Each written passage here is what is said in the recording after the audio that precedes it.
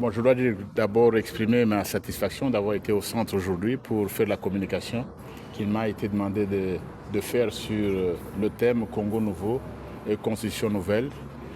Et cette conférence, ces assises se déroulent au moment où notre pays, la République démocratique du Congo, est victime de l'agression barbare du Rwanda, que je considère comme un État voyou qui viole toutes les règles du droit international. Et je crois l'une des premières choses, c'était nos pensées envers nos compatriotes qui se battent, notre soutien envers les FARDC qui se battent, les Wazalendo, et aussi notre soutien pour le commandant suprême des forces armées qui fait de son mieux pour que notre pays retrouve sa souveraineté et son intégrité territoriale. La Constitution, je l'ai dit, et nous donne quand même certaines armes. Comme j'ai évoqué l'article 63. L'article 63 dit que tout Congolais, homme ou femme, civil ou militaire, tout Congolais, croyant ou non croyant, religieux ou non, nous avons le devoir sacré de défendre la souveraineté et l'intégrité territoriale de notre pays. Et ça, c'est l'article 63. Et j'ai dit, et comme je l'avais évoqué également à l'Université de Kinshasa, que l'agression dont nous sommes l'objet de la part du Rwanda nous appelle à réfléchir davantage sur notre Constitution, notamment l'article 63, qui dit que le service militaire peut être organisé. Je pense personnellement que lorsqu'on a fait des cas comme celui d'agression dont nous sommes victimes, le service militaire doit être obligatoire, pas peu. Je pense également que ceux qui ont pris des armes, ceux qui tuent nos compatriotes à l'est du pays, ne peuvent pas demain être généraux d'armée. Ils ne peuvent pas demain devenir président de la République. Et pour les en empêcher, en réfléchissant sur la Constitution, je crois que nous aurons besoin de dispositions, par exemple, qui interdisent que ce type de personnes qui ont trahi la nation puissent, d'un jour au lendemain, devenir les dirigeants du même pays dont ils ont tué le peuple.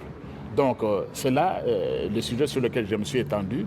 Et j'ai évoqué également l'idée du président de la République, qui en a appelé à une réflexion sur la Constitution. Et c'était dommage. C'était dommage que lorsque le président parle tout simplement de la réflexion, les gens s'agitent. Nous ne sommes pas un peuple qui ne peut pas réfléchir. On devrait s'en réjouir. Et s'agissant de la Constitution, par exemple, madame, on l'évoque, on doit la voir. Mais Nanga et ses amis ont violé la Constitution, ils l'ont déchirée pratiquement. Il y a une procédure pénale. Il y a une procédure pénale, ils peuvent être poursuivis. Les militaires, par exemple, il y a la cour martiale. Ils peuvent être poursuivis. Les procureurs, les auditeurs près des juridictions militaires peuvent poursuivre ces personnalités.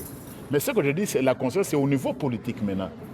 Après, même s'ils ont été punis, j'estime qu'on devrait réfléchir si les gens qui ont tué des milliers de femmes, qui ont assassiné nos épouses, nos enfants, nos frères et nos sœurs, si ces gens après peuvent se présenter comme candidats présidents, ou députés nationaux, ou même ministres.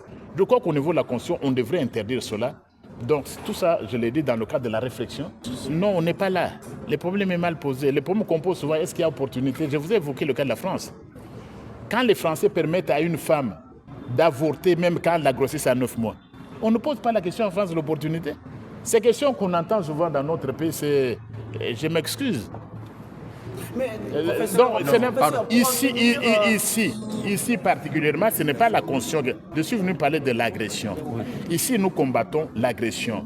Ne posez même pas cette question-là, parce qu'à Goma, aujourd'hui, il n'y a plus de Constitution. À nos compatriotes de l'Est, c'est une question importante.